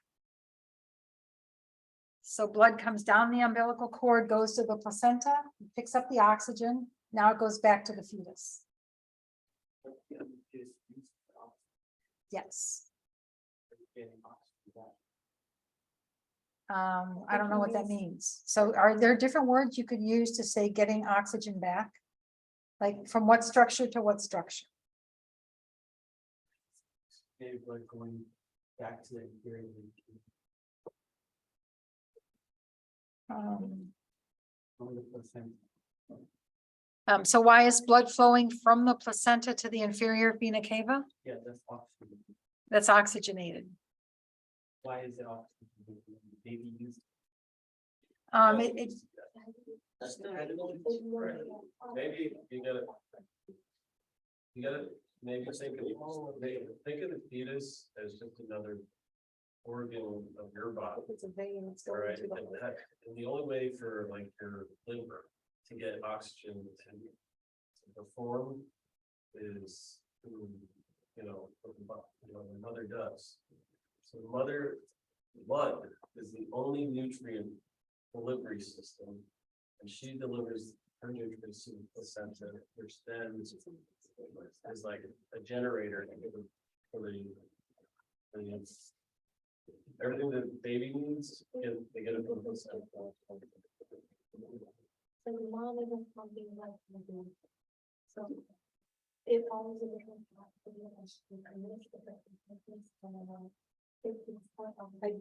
I think what he's having a problem with is it's backwards essentially, because like, you know how like veins bring it back to the heart and then the artery brings the oxygenated blood to the body. But it's opposite because it's a baby, so it's like you have to kind of flip it. So Tidjan, I wonder if the reason that there's a question in your mind, because this is the inferior vena cava, that's supposed to be deoxygenated blood coming back to the right heart. Okay. That's why you're wondering what the heck is going on here. And then we're picking up more oxygen. Our lungs. Yeah. Well, in that case. So this is different in a fetus compared to an adult. So in the adult, you're right, this is deoxygenated blood coming up to the right atrium. In a fetus, it's oxygenated blood coming into the right atrium. So maybe that's what it was. Yeah. You're looking at this, wait, inferior vena cava, that's returning from all the organs. What do you mean that's got oxygenated blood? Okay. Give thanks to Rachel. She was the one who figured it out.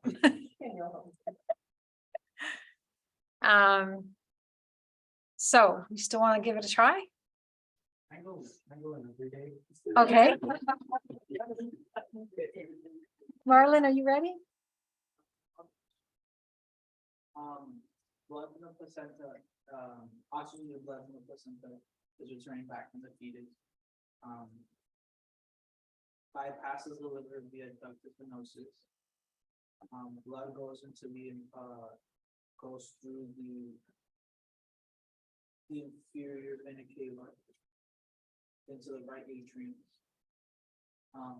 Some blood goes through the foramen ovale, and it goes to the left atrium, then the left ventricle, and into the aorta.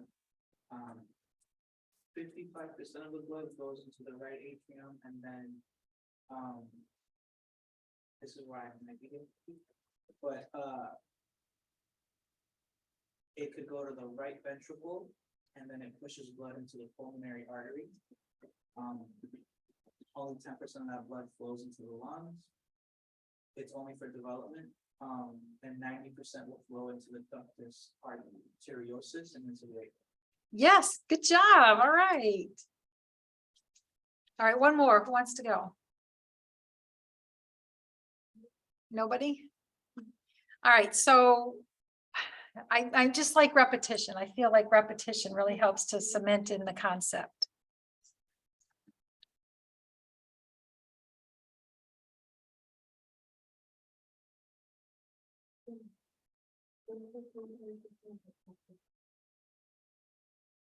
I feel like it's easiest to get it down by just looking at it like oxygenated blood, like placenta, and then umbilical cord, and then ductus venosus, like looking at it just without all the extra words in it. And then once you know it that way, then it's easier to like make sense. Oh, okay. I feel What like. I do is I draw arrows from the pathway and then it helps me know. Oh, okay. Like understanding the order first and then Yeah. I guess adding everything else to that. Okay.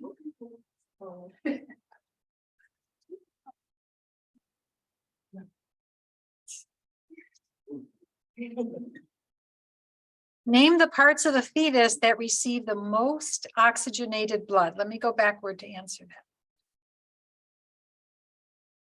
The picture kind of helps out because if the oxygen saturation is good, here they're showing red for well oxygenated blood, and a purple for not so oxygenated blood. So by looking at that, what do you think about the head getting the most oxygenated? And maybe the arms getting the most oxygenated blood? And then purple is the descending aorta. So now you've got all your organs getting the least oxygenated blood.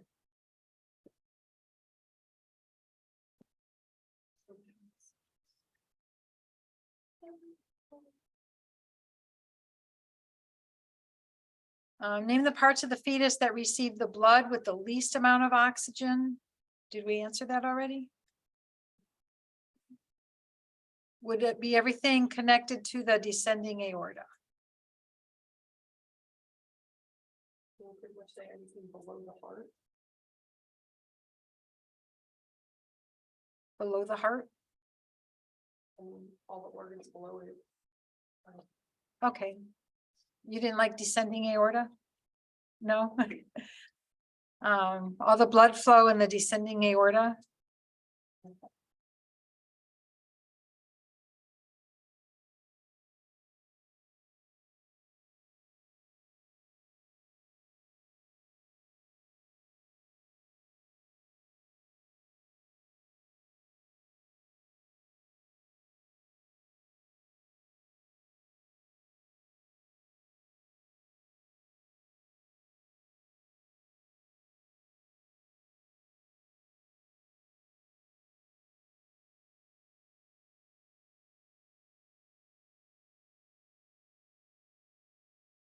And then this blue says the poorest, and that's blood flowing back.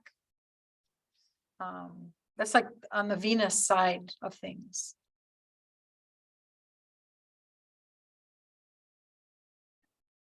Fetal lungs make breathing-like movements, but they serve no respiratory function prior to birth.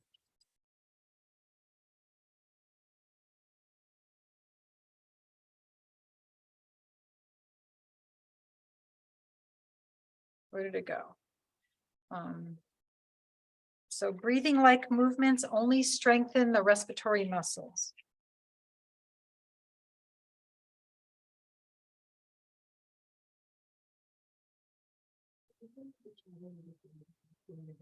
Yes.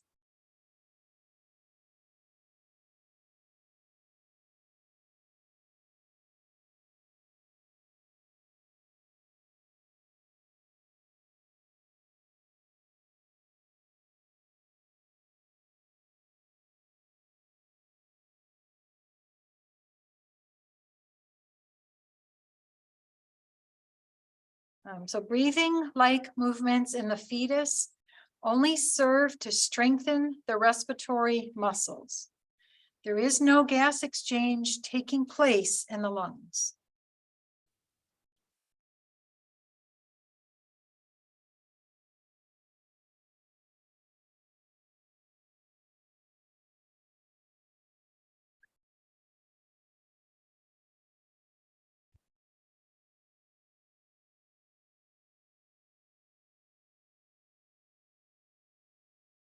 All right, so what happens at birth? How does the fetus go from that fetal circulation and all of a sudden now they have adult circulation? It says when the umbilical cord is clamped, it causes high vascular resistance. So you've got all of this blood flowing to the placenta, and now you cut that cord, and now the blood can't flow to the placenta. So it creates a large amount of resistance to blood flow. So the clamp immediately wait. I'll get there in a second. It says foramen ovale closes. Remember we said the foramen ovale is a flap. Blood will flow from the right atrium to the left atrium because you've got high pressure in the right atrium and it's going to push blood over to the left atrium. But that flap is going to close when you get high pressure in the left atrium. So high pressure in the left atrium will exceed that of the right atrium. So you clamp the umbilical cord, blood flow can't go to the placenta, and now it starts backing up in the aorta, it starts backing up into the left atrium. So in your mind, imagine higher pressure in the left atrium, and now it's going to push that flap closed. When they say babies have a heart murmur, they have a hole in their heart, do they mean that that flap isn't closing? It could be, yes. It could be that, or the valves are not working properly. The next thing that happens, it says with the first breath. So it doesn't tell you about the acidosis that builds up. Okay, so umbilical cord is clamped.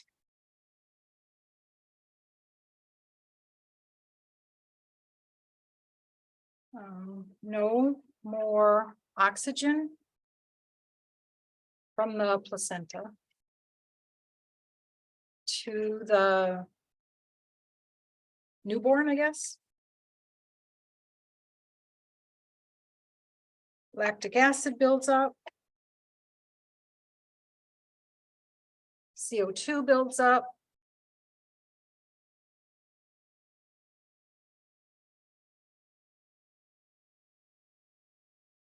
And acidosis stimulates breathing.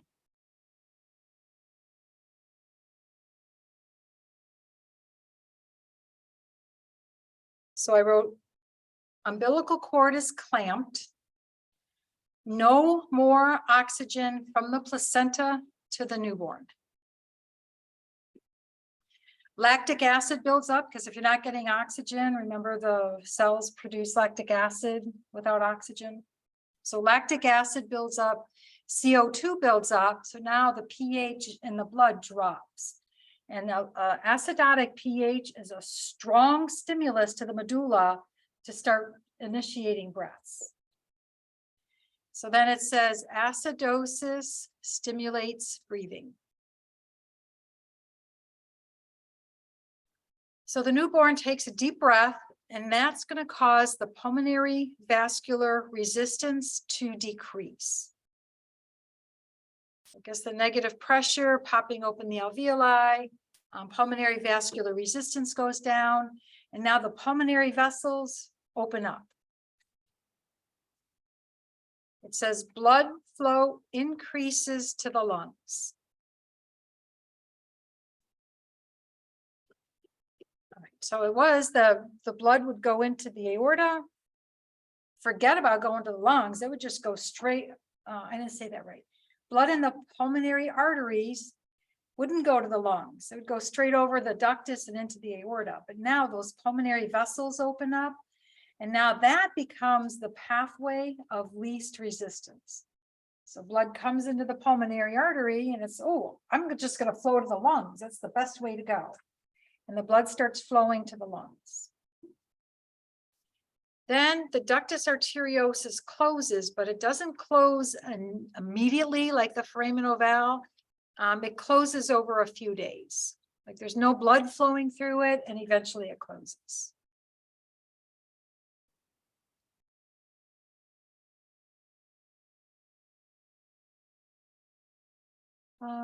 We have like 25 minutes left of lecture. You want to take a break and then we'll finish up? Yeah. Okay. Pause the recording.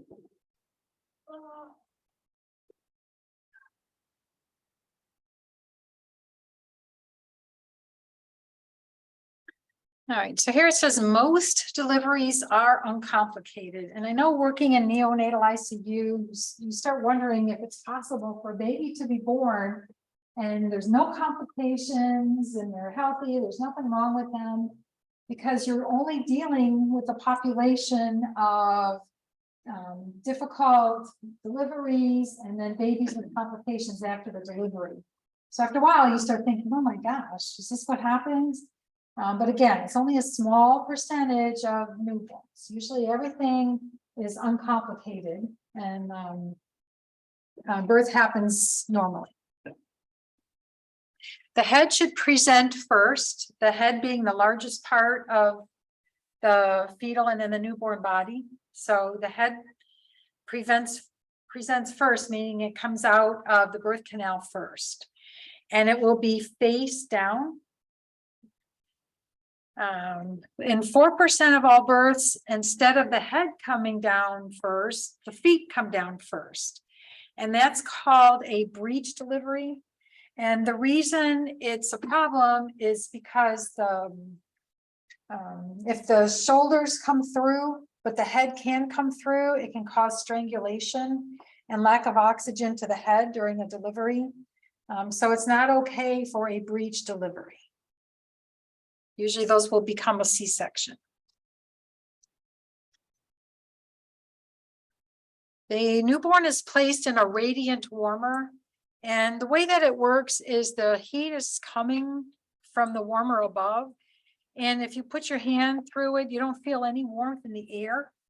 It only heats objects. It's kind of like the sun heating the earth. But if you're in outer space, it's really, really cold. So radiant warmers only heat objects. So it'll heat the newborn, but not the air around it.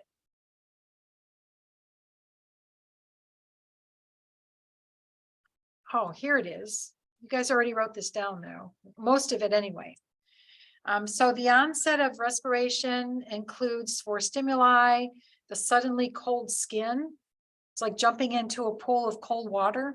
You know how you go when you jump in? Tactile stimulation, so just touching the infant. A drop in PO2 stimulates the central chemoreceptors. You get acidosis from an increase in the CO2. This will stimulate arterial chemoreceptors. And this will generate, or a strong initial first breath will occur. It generates a negative pressure of -40 up to -70 centimeters of water. And you need this excess pressure to overcome the fluid-filled airways and to open the alveoli. So all that negative pressure will help to pop open the alveoli and get rid of the fluid that's in the conducting airways.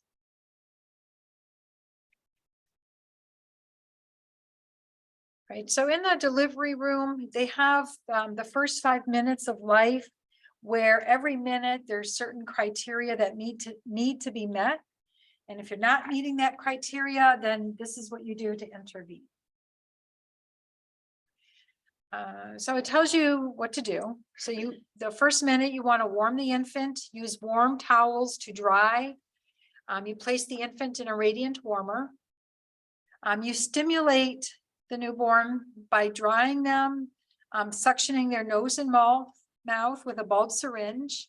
And then it says only suction babies who have obvious obstruction to spontaneous breathing, or if they require positive pressure ventilation.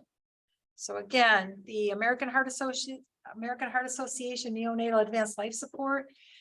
They're not recommending that every newborn gets suctioned. What if you have to bag because they're not breathing? Then yes, you suction first. You attach the EKG leads. This is the most accurate means of measuring the newborn's heart rate.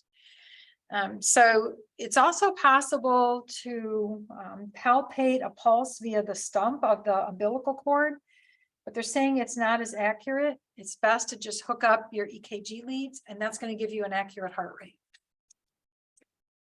Place the pulse oximeter on the right hand. And we'll talk about more of this later, but that's going to get the most oxygenated blood, because that's like the first branch off of the aorta is going to go to the head and to the right arm. So you put the pulse oximeter on the right hand because you want to see the most oxygenated blood.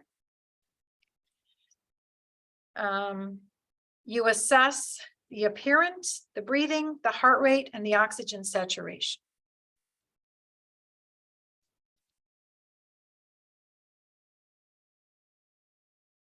If the newborn's heart rate is less than 100 per minute, you want to use positive pressure ventilation. So that's going to be your ambu bag or your bag valve mask. Do you start with 100% oxygen? And the answer is no. So they're finding that pure oxygen is very toxic to the lung parenchyma. Even giving a few breaths of 100% are not good to newborn lungs. And yet for many years, up until maybe 10, 15 years ago, if the baby needed to be bagged, you put them on 100%. And then they realized, oh, wait a minute, we're causing a lot of scar tissue to form in those alveoli. Maybe we shouldn't be doing that. So you start with room air and then you bump it up to get the sats according to this chart below. And we'll look at the chart in a second. How much pressure are you going to use to ventilate the lungs? Around 20 centimeters of water. So you're going to have a pressure gauge on your bag valve mask so you can see what pressures you're generating. And then use PEPA 5. PEPA 5 will keep the alveoli open and prevent them from collapsing. You'll bag 40 to 60 per minute. So that's like once every second you're squeezing the bag. For positive pressure ventilation, instead of using a bag valve mask like we do with the adults, it's better to use the NEO-T. And you probably haven't seen that yet, but next week we start neonatal airway. So you'll be using the NEO-T, and I'll show you how to set it. So the saturations that are acceptable. So you've got the pulse ox on the right hand. And the first minute, you should see a sat around 60, 65%, and that's good. You don't have to put oxygen on them if they're sat at 60, 65%. But then it should start coming up. By minute 2, it should be up to 70%. Minute 3, 75%. Minute 4, 80%. Minute 5, 95%. And after 10 minutes, I guess it's the same, 5 minutes up to 10 minutes. So how do you memorize this? I don't know. It's posted, like when you're doing the scenario at the Sim Center, it's posted. When you're in the delivery room at the hospital, it's posted. So I guess memorizing maybe the first minute and the second minute would be good enough. Because you have to figure out, hey, do I need to deliver oxygen? Is room air good enough? So let's say it's minute 2 and your sats are 60%. Maybe that's something to memorize. Hey, that's not good enough. Let me deliver some more oxygen.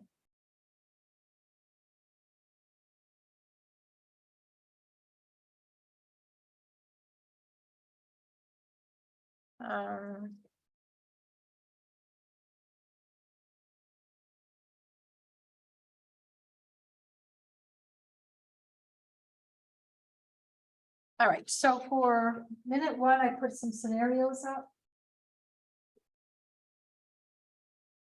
So the first scenario, baby's born. Oh, it says 2 minutes. Okay, so at 2 minutes, heart rate 120 per minute, respiratory rate is 40 per minute, O2 sat is 70%. So we need to intervene. We think we need to bag. We need to do chest compressions, nothing, right? That's good. Scenario number 2, the heart rate is 100 per minute. So heart rate 100 per minute, it's a little bit lower than the normal of 120. We noticed some retractions and grunting. And O2 sats are not improving. They're staying at 60%. How do we intervene? So we can start with positive pressure ventilation or nasal CPAP with some oxygen. So scenario 2, we're going to intervene and help the baby, either with positive pressure ventilation or nasal CPAP. Okay, and then I think that takes us to this slide.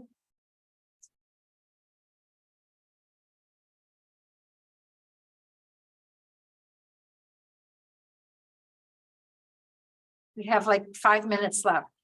This resuscitation is on the first exam, so I want to just finish that and then we'll stop. So minute 2, 3, and 4. Minute 2, it says the heart rate is greater than 60 per minute, but the infant is flaccid. Do you know what that means? Right, their arms and legs are not moving, they're holding still. So seeing flexed arms, flexed legs, they're moving, that's a good sign. But when they're just flaccid and laying there, that's not a good sign. This baby's cyanotic, apneic.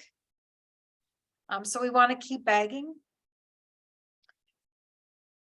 We want to maintain a saturation of around 70%. So we have to use oxygen. Maybe 30% is enough, maybe not. So you look at the O2 sat, if it's not 70%, what are you going to do with your FiO2? Increase it. You want to get a sat of around 70%.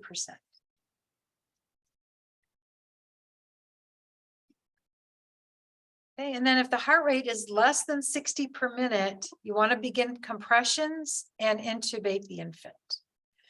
So there's a lot based on heart rate. 120, we're good. 100 to 120, that's a little low. We're probably going to have to help out respiratory wise. When it's down to less than 60 per minute, we want to start chest compressions.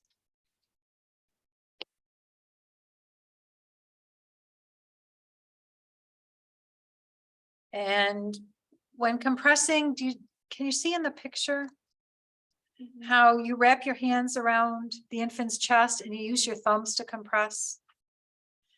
I don't know why. I'm sure they've got plenty of research to show that is the best way. But when you're doing it, your thumbs get tired so fast and they start cramping it because you have to go fast 120 times in a minute. So it says the thumb technique is preferred because you can control the depth of compression better than with 2 fingers. Duration of the downward stroke should be somewhat shorter than the duration of the release. Kind of like push, come up, push, come up, push, come up, come up. Beware of a tight grip around the thorax as that will impede ventilation. You give compressions for a minute and then you assess the pulse at the umbilicus. Assessing the pulse at the umbilicus, do you know what that means?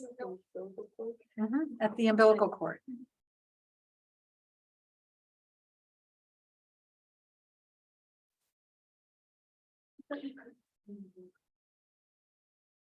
Yeah, it's not going to give you an accurate heart rate. But as far as do we have blood flow and we can feel a pulse, then yes. Right. Yeah. Yeah. You want to make sure you're getting good blood flow, not necessarily checking heart rate. Intubate the newborn and give epinephrine. So epinephrine will stimulate the heart rate and contractions of the heart. How much epinephrine do you give? So 0.1 milliliter per kilogram. If there's an IV started in the umbilical artery or umbilical vein,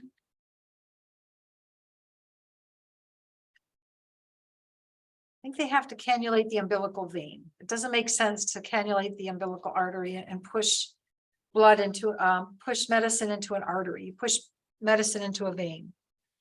So I would say give it via the umbilical vein catheter. If not, deliver epinephrine via endotracheal tube, but now you're going to use a higher dose because now a lot of it gets absorbed through the alveoli into the bloodstream. 1 milliliter per kilogram.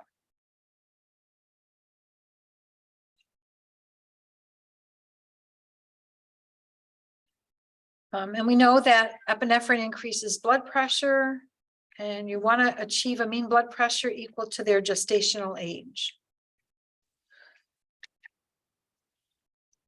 All right, so if the infant is requiring more than 40% on FiO2, that tells us that we've got a lot of collapsed alveoli and the blood is not picking up much oxygen. Why are the alveoli collapsed? Most likely they were born prematurely. They don't have enough surfactant.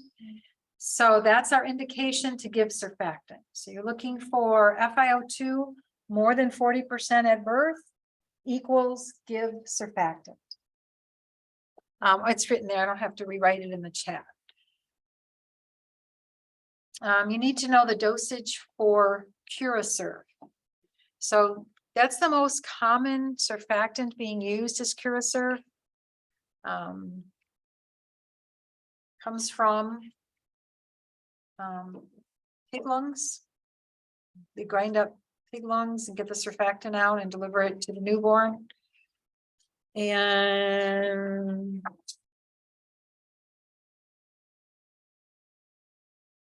it's 2.5 milliliters per kilogram.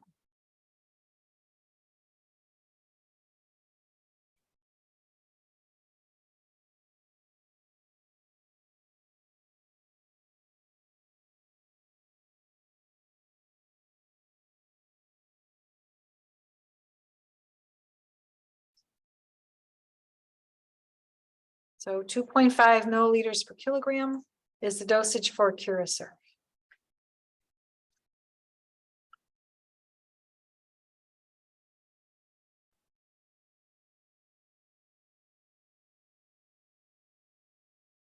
Okay, and then if the infant is preterm with RDS, they're going to need nasal CPAP because when you deliver nasal CPAP, you're delivering a positive pressure to the airway and it'll keep the alveoli open.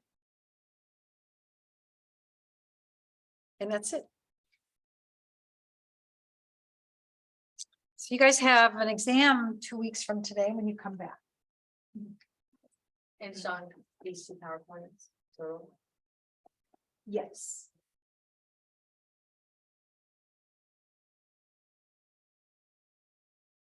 Did you listen to the review that I posted on Thursday? No? So that reviewed last lecture. So this Thursday I'll post a review on this lecture. Okay, so then you'll have a review of both. Okay.